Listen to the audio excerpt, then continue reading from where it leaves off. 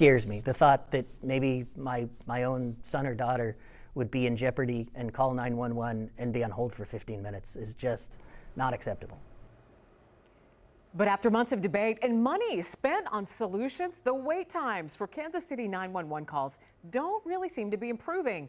Regional planners have looked at automating the system, and they're working to improve software. I'm Lauren Halifax. And I'm John Holt. But one of the big challenges remains staffing.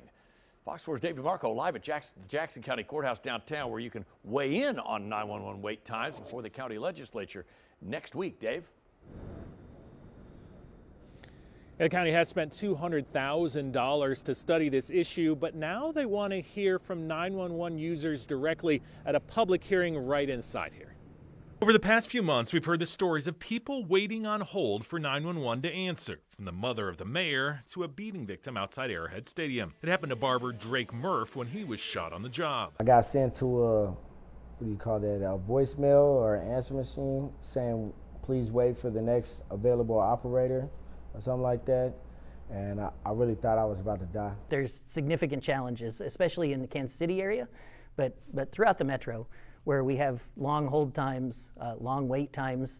And when you call 911, you really want somebody qualified to answer the phone immediately and send help as fast as possible. 911 Oversight Committee Chair Sean Smith is hoping to hear back from the Mid-America Regional Council next month on a study that looks at the different operating systems dozens of area EMS, fire, and police departments use to answer 911 calls and dispatch help. MARC data shows in March, 57% of calls to Kansas City Police were answered within 15 seconds and about 81% within 1 minute. National standards called for all calls to be answered in a minute or less. Though better than this summer, last month response times were still slower than 6 months ago. In August, KCPD received $1.5 million in county 911 funding to upgrade its systems. It wasn't, by any stretch of the imagination, a total fix. It was a fix to one specific issue that was one of several issues. Smith says the largest issue remains staffing. We didn't hear back from KCPD on how many of its 26 open dispatcher positions at last check have been filled. Last year, not a single dollar of the $1 monthly fee we all pay per cell phone line was spent. Drake Murph would like to see it go to higher dispatchers.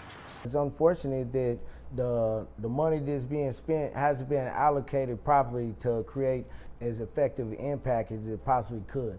Hopefully, that's going to change very soon.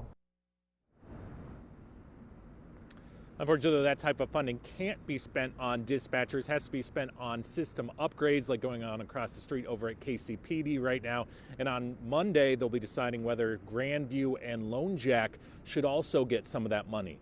But the committee chair, John, really calls all of these Band-Aids coming up at 10. Here, the pretty significant change that he'd like to see.